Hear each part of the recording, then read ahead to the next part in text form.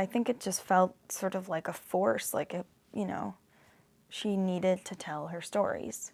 To remember, for other people to know, so they were written somewhere, but also I think mostly for her, for the process of telling her own stories. And she always would say to me to keep a journal. She was always telling me to keep a journal.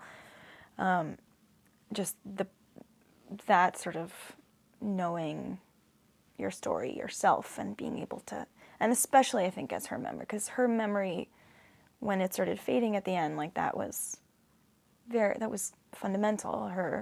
For most people their memory is fundamental, but her memory was a storehouse. It was like a library of and so detailed, and so you could see her reliving them as she told them, and so it was so primary for her experience of the world. I mean, she lived in multiple times